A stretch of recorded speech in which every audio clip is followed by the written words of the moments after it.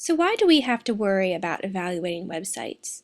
We use lots of different types of materials when we do research: books, journals, and magazines.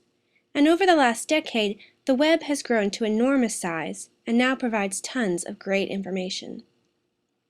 But the quality of information on the web is not always the best, so you have to use your detective skills to think about whether the website should be used for your schoolwork.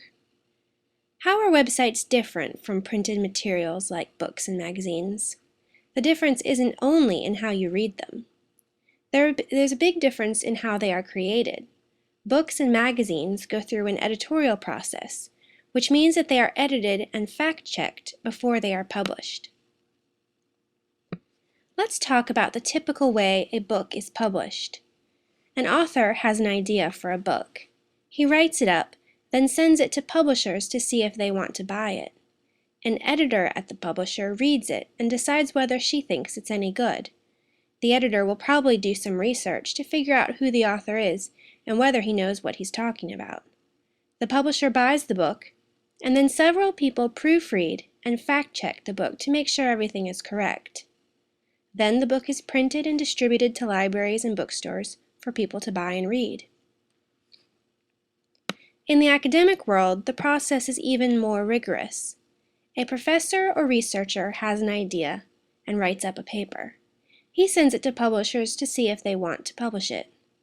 The publisher often sends the paper to several other professors or researchers who are also experts on the subject. This process is called peer review. These experts decide if the paper is any good. If they like it and think the information is good, then the paper gets published. Websites, on the other hand, are created in lots of ways.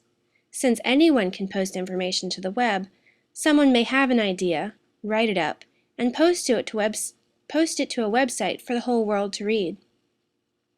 Nowadays, websites are very easy and cheap to create, so pretty much anyone can do it.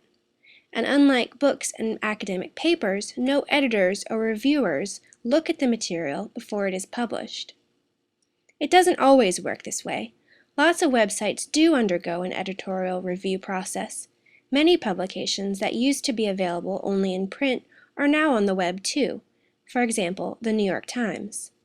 These web versions are held to the same standards as their print counterparts. So what you should take away from this discussion is that websites vary a great deal in how they are published. Some go through an editorial process, but some do not. For books and magazines, the publishers do a lot of the work for you. They decide whether or not the information is good enough to be published. For websites, you have to do that work and decide whether the information on the website is good enough for you to use.